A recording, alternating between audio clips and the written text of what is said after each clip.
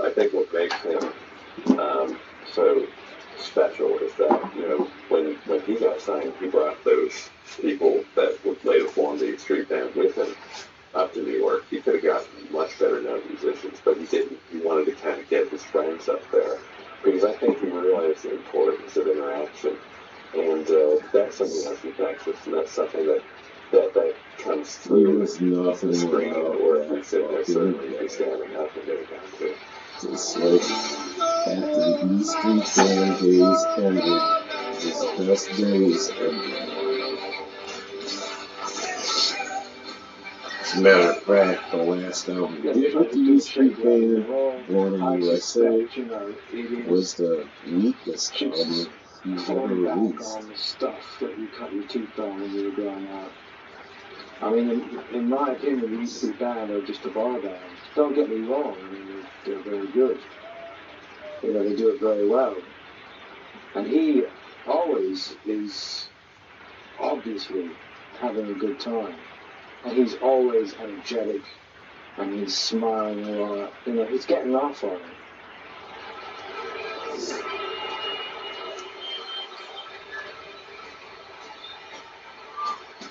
She's the One is using a beat that is known as the Bo Diddley beat because basically he stamped his name on it, and it was borrowed, by Buddy Holly on Not Fade Away, and it's been used by countless others through the years. So instantly you can access that song because of the beat. Come Sam!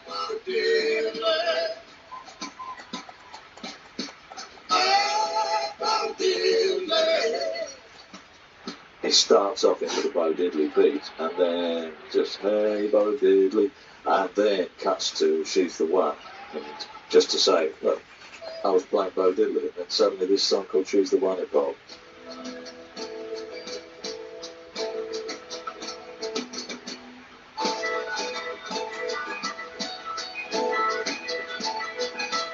With the killer places, secret places that I hold and feel.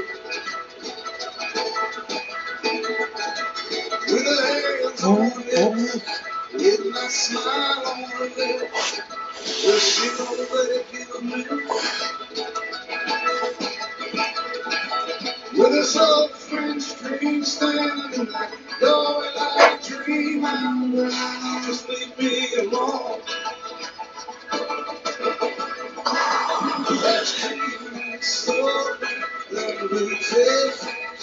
Yeah.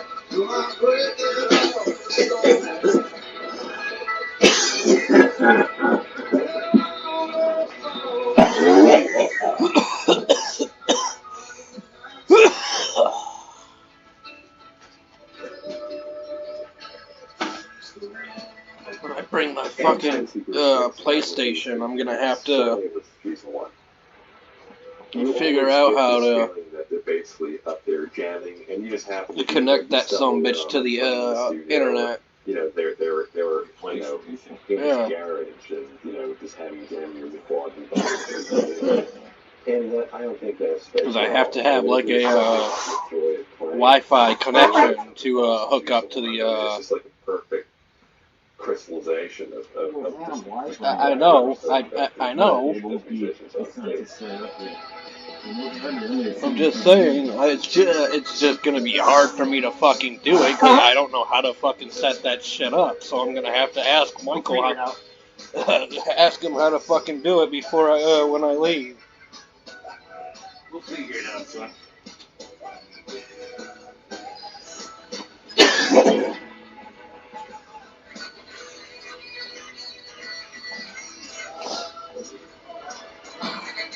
You will definitely be able to do it. What the fuck? What's that Stolen saying? Yes, we can! Can we fix it? Yes, we can. Just full of love and romance, and what can you say? It's just glorious, uncomplicated. Whereas mostly he's quite complicated.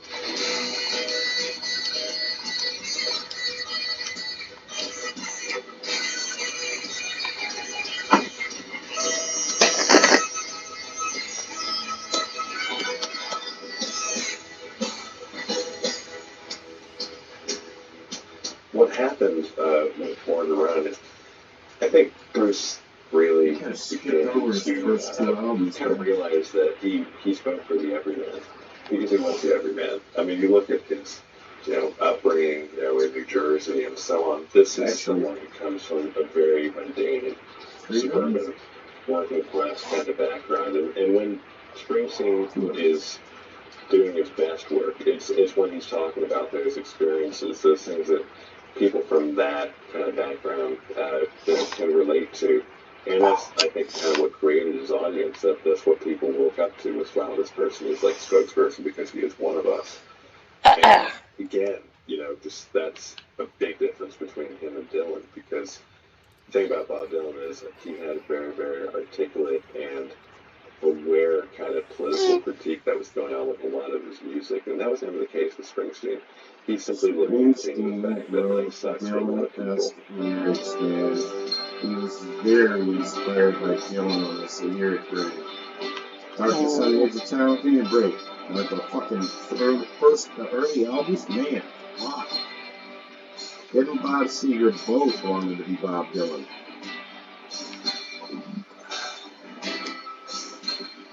And still is not the treasure, but that blood never burned in her veins.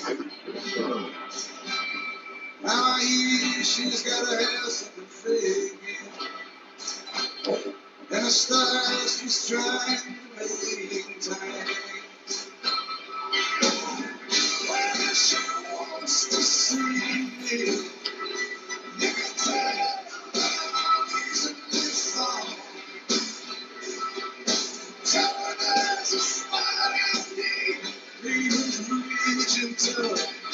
There's a darkness on the edge of town. There's a darkness on the edge.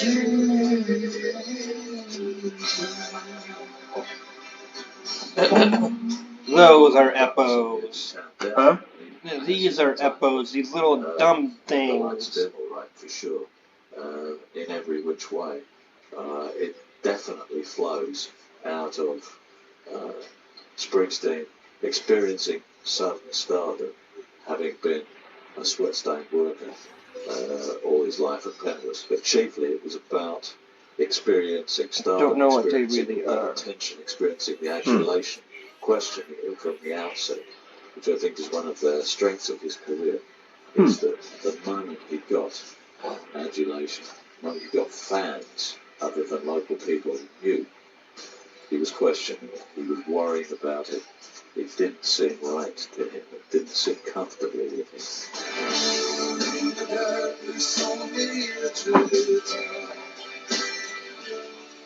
Yeah, he questioned it.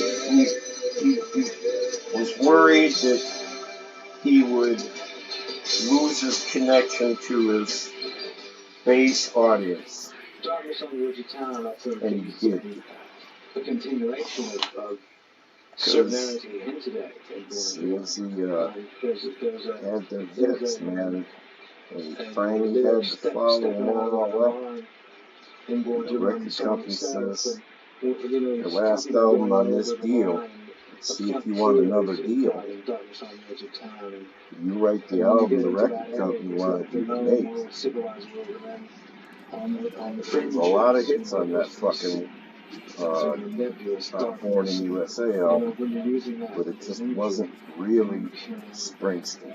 Denote all sorts of things that people to project, basically stuff they feel, stuff that causes them anxiety, and it could be a number of things, chaos and so on, that hinges upon ordinary ordered words, and when you start to use that in lyrics, as he's done, it can be quite powerful if done the right way.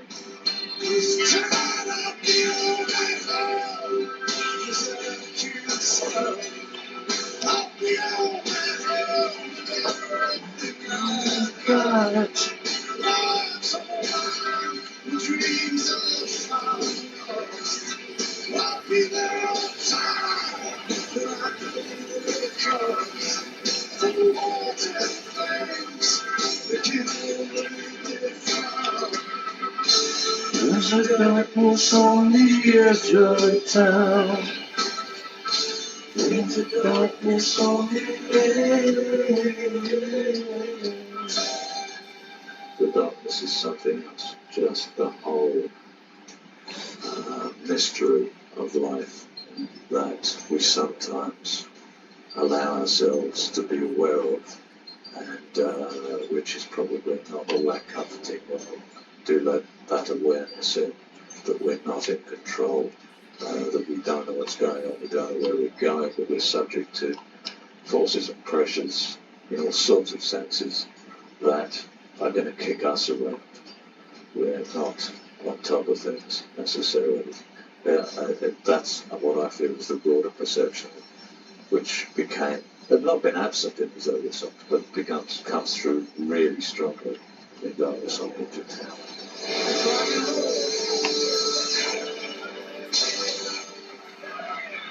Born in the USA, certainly just Guys, just skipping over so much. a whole It's his fucking biggest masterpiece of the river. for Not 1 or 2 years, going just then, wrong. that's all. His previous top-selling album sold about 5 million. Born in the USA, sold about 17 million within 2 or 3 years. His next album was back down to 5 million. So, it drew an awful lot of Killing attention Bumble. to Springsteen Huh? and his music Killing for a Bumble. short period. Because But Bumble's not bound. necessarily would explore his other work. Die, Bumble, you. Did it have a unicorn? Yes. Yeah. He fights one of those in. Oh God, I remember seeing it, the episode. I remember the episode, but he gets bit by one of those, and he has to have. And the good little woman. Is regrettable, especially the drum samples. Very Much a victim of the flavour of the month snare sound that was going on in the context of the time it was produced. I think it suffers for me, that album is largely unlistenable because of it. Some fairly great songs were ruined because of the production on the album.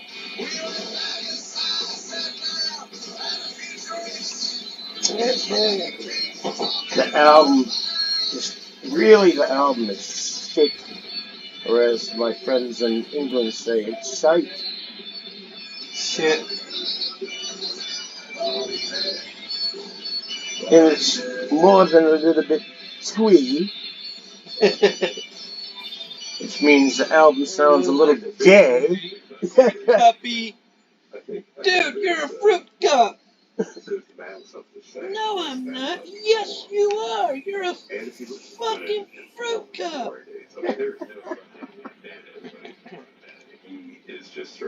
You gotta watch what I say, because I don't want to like post this and be say the other F word and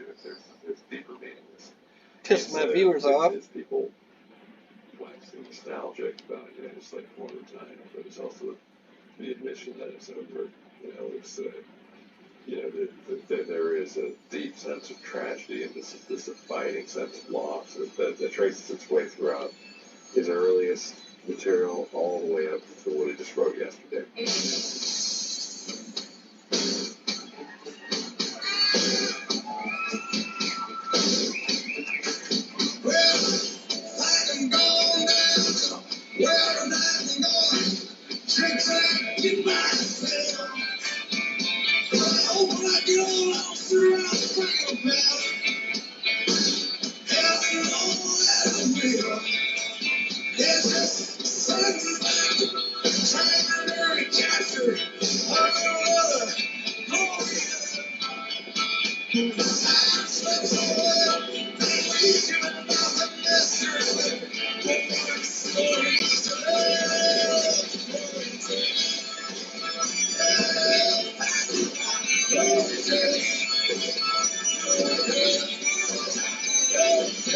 The keyboard sounded just as shit as the drum sound. And the guitar tones. I mean, what the fuck, man? Just fruity as fuck. Here we are. I mean, he ended up releasing Playing the bars on the shore. 2 acoustic, more or less acoustic albums after that, I And in believe. some senses, they probably love it always more than they love the days of being hugely popular.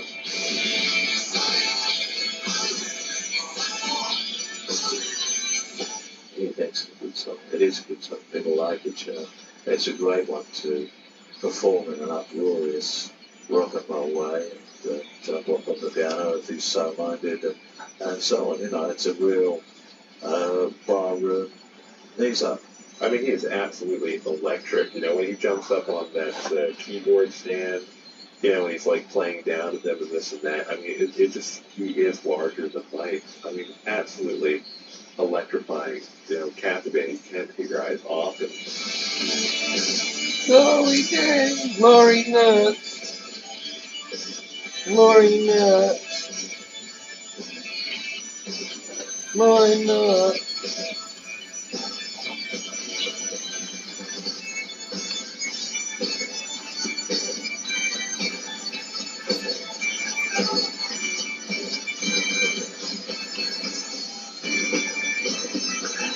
Oh no! It's the big fruit cup!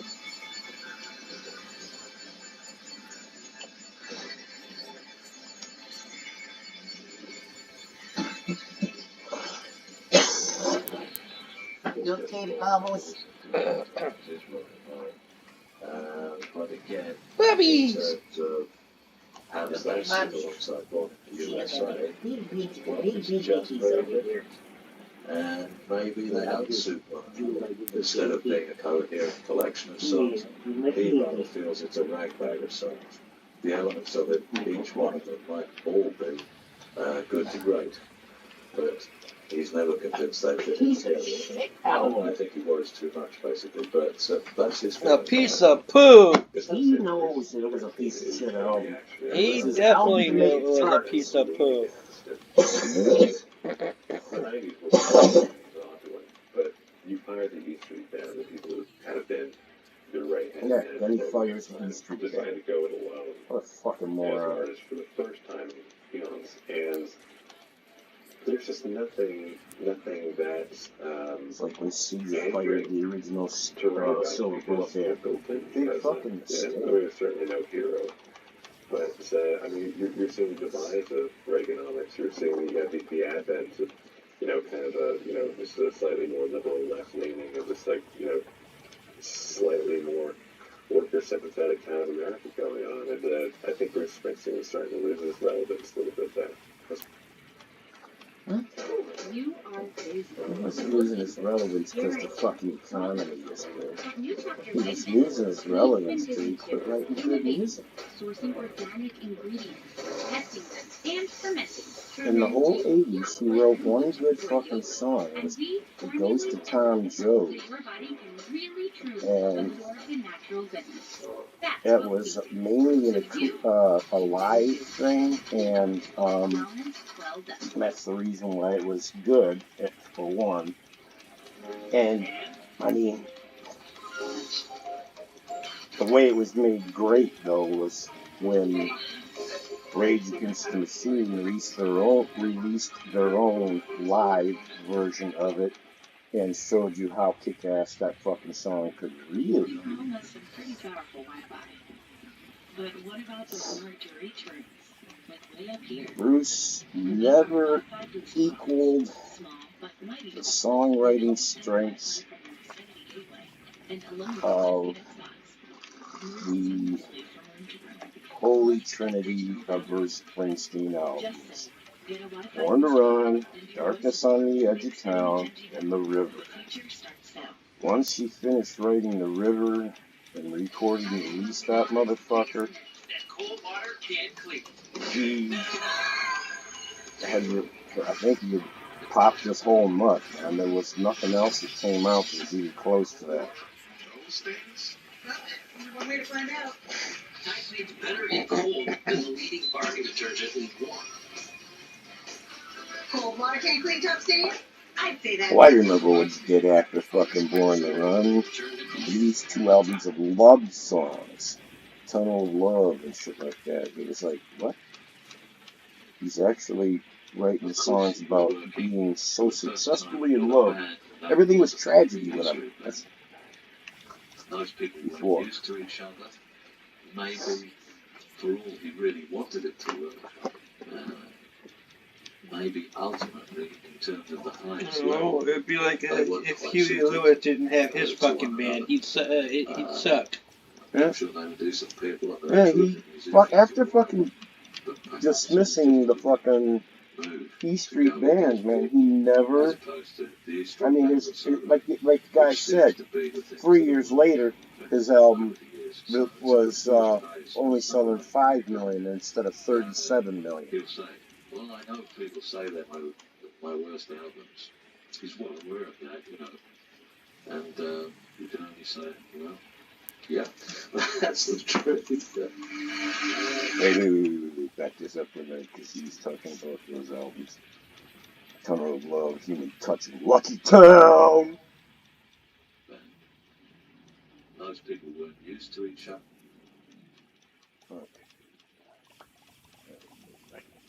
You're seeing the advent of, kind of just a slightly more liberal left leaning and just like, slightly more worker sympathetic kind of America going on. And I think Bruce Springsteen is starting to lose his relevance a little bit there. Of course, he was working for the first time with a band that wasn't the E Street Band. Those people weren't used to each other. Maybe for all he really wanted it to work. Maybe ultimately, in terms of the highest level, they weren't quite suited to one another. I'm sure they were decent people and they were terrific musicians and all that. But perhaps it was just the wrong move to go with those people, as opposed to the E Street Band or solo, which seems to be the things that have worked for him over the years. So it's a confused phase. It's not right. And he'll say, well, I know people say they're my worst albums. He's well aware of that, and you can only say, well, it started with that's the truth. The fucking Born in the USA album.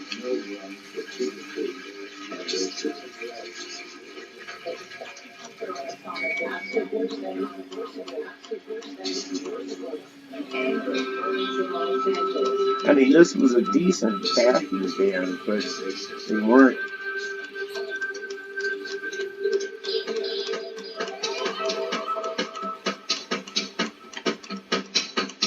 It wasn't what people wanted to hear from fucking Springsteen.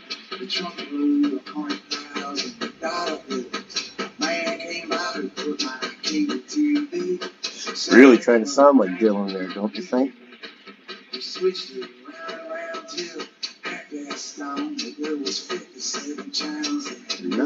No.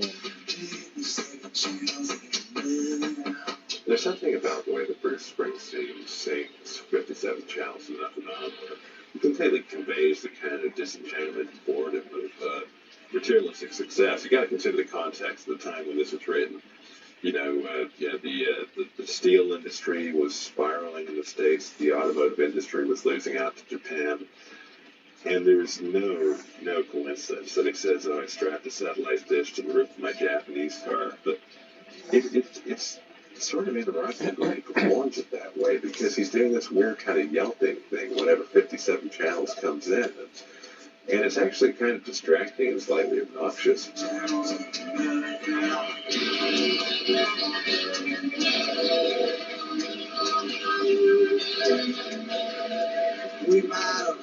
He had actually rethought that since recording it from Human Touch.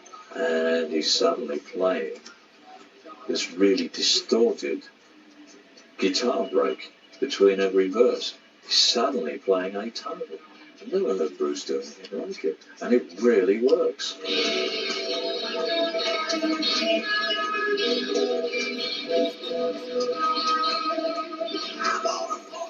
In the middle of this period when he's confused and not exerting himself for sure. Doing something that to me is really hot. And just, eyes out on stalks the moment I heard him doing that. He's creating good atmosphere. He's making a lot of noises that create this atmosphere. Dude, nobody wanted to sort of hear high-tech Springsteen do colliding atonal with post-punk rock and roll. excitement. They wanted to hear Springsteen It's play a musical Springsteen version rock and roll. of And anticipation. after you start floundering around with different styles because you think you got to keep them fucking charts interested in your music instead of your fans, you're making fucking music because ain't you.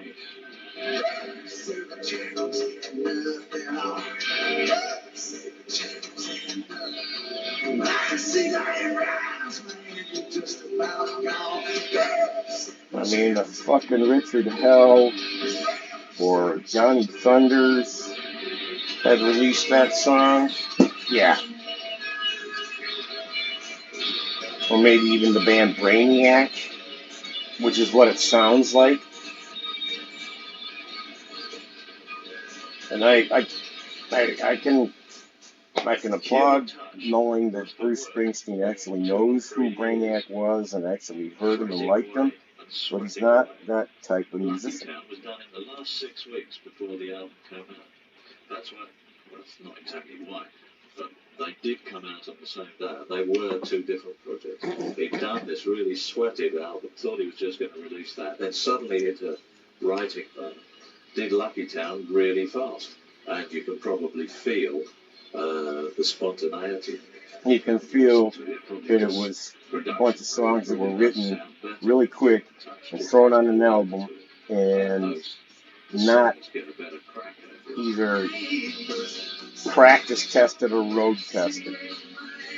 Springsteen always played his new songs in front of his audience before he recorded them.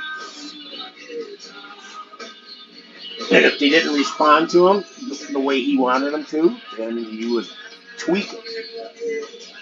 You can tell he didn't do that. Don't fucking say that you can hear the spontaneity and the trueness and this, that, and the other thing. Go ahead and tell everybody that it was a 1-star album. A lot of commonality with some of his earlier work. You can draw in comparisons even to Glory Days and songs like that. Lucky Town, I think, comes across quite well live. It's like a solid performance number with a band. But when you see him playing it live back in that period, one thing that strikes you is, well, that's kind of just a repetition of the record, actually, which is all very well. That's what most people do most of the time. So, okay, I don't think it's a great song by any means, but it's hardly a letdown in the set when he plays it, for sure. It's a piece of shit. The only reason it's not a letdown in the set when he plays it is because he doesn't go any further back than fucking, I think he plays Nothing After Born to Run.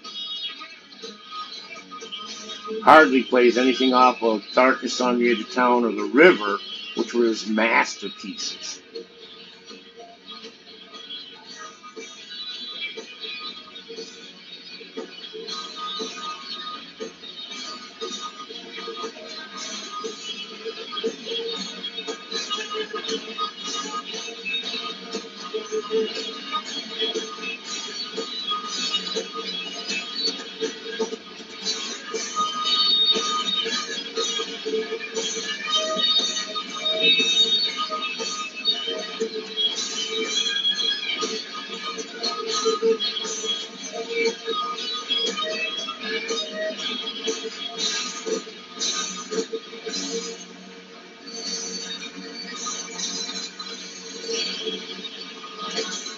There is something really interesting happening between Bruce Springsteen and his bands around the time that, he came out with Philadelphia, which is an amazing song. So sad. And, and of course it just embodies the film, in the same name with Tom Hanks, but of course he plays a lawyer with AIDS, and, the is still early days as far as awareness is concerned, especially in America. I mean, the disease itself still carried a stigma, but it also carried worse the connotation of homosexuality. In the context of the time he was singing this song, it was an enormously courageous move. And for a person like Bruce Springsteen to sing this song as a theme for a movie with Tom Hanks as the star, dealing with this subject matter. He was guaranteed the Grammy. Come on. Moralized, and he wasn't preaching. Babies must have already gone to sleep. Huh? The first real Said the babies must have gone to sleep already, probably. taboo. I just seen Bubbles a minute ago. As far as I can see, 5-10 minutes ago, it makes rather. sense to me. Yeah. He says it too. It's like the song that led him into the next phase as it happened. I mean, it's a commissioned song. Oh my I don't know God! that he'd ever done a commissioned song before. I Something. can't think of one. My character! Came to him and said, He's "Would you in write a song for my space!" movie?" And Uh-oh. Springsteen Space. responded. The But final I dick. suppose the thing that stunned The final dick shrinker. was that Springsteen Outer space. did it by going Oh, first shit. person in My dick is character, now all shrunk up inside of me, and my asshole is puckered up really tight, expressing because feeling. all of my body knows I'm gonna die. Image of looking in the mirror, seeing himself face to the wall. I'm running around space. Tell what I feel, unrecognizable to myself. That's fucking funny. Watching the window, know my own face. Gonna leave me wasting away on the streets of fear.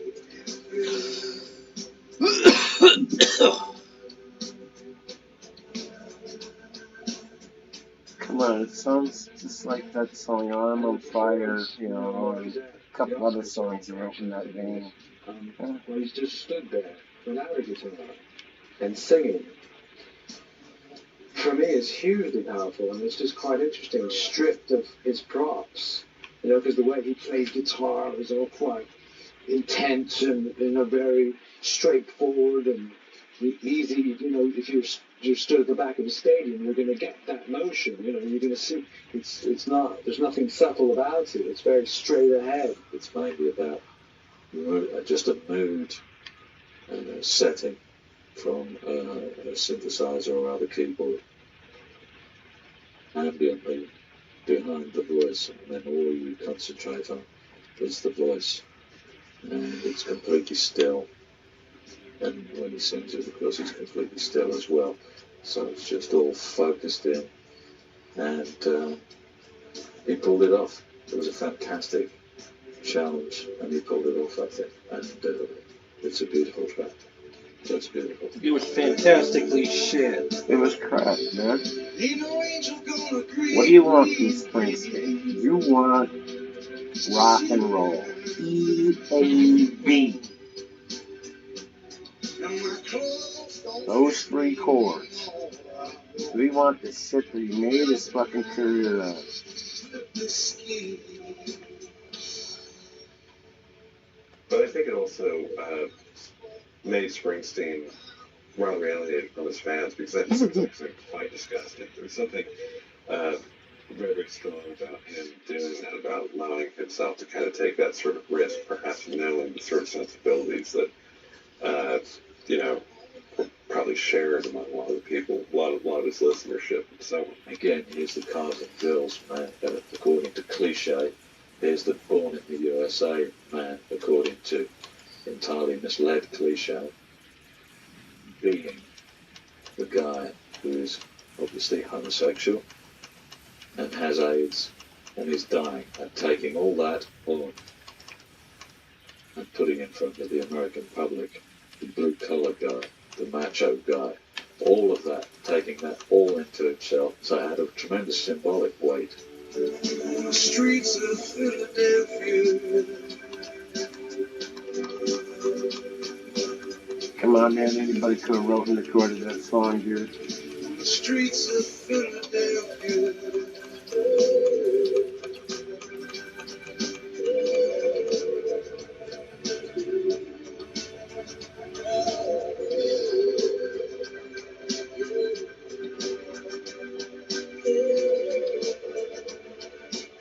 from many a point of view, it's his best work, that song. From the point of view of actually stepping out and taking a stand on a subject no one wanted to touch. From the point of view of how he actually delivered the message. The long-lasting scent of Game Flames made it smell like Dave was in his happy place. The massage chair at the mall. But he wasn't.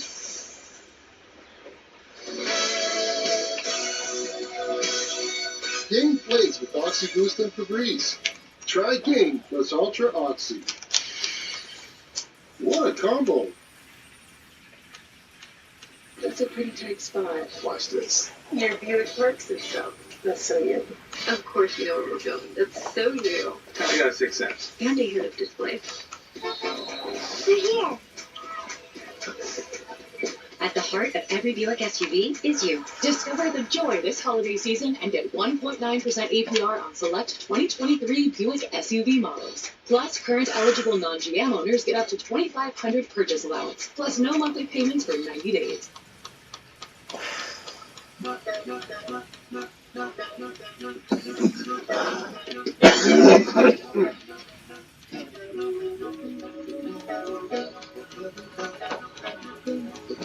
Cool daylight.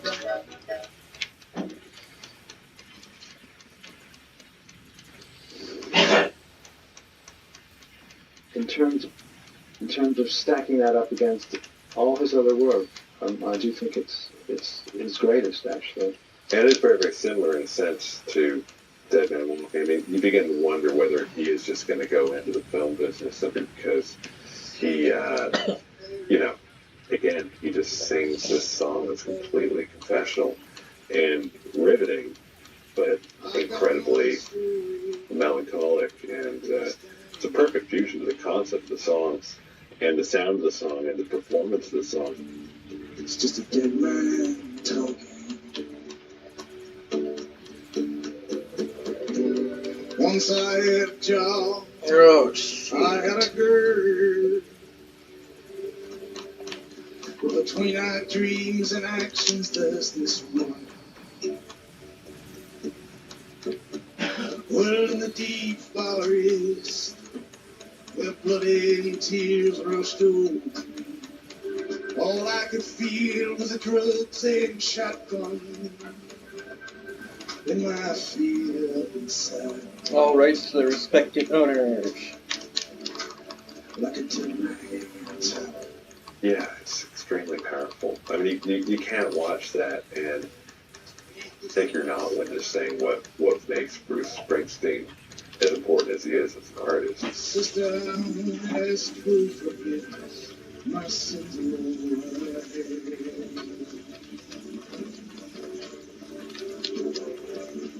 I think he's a terrific solo performer.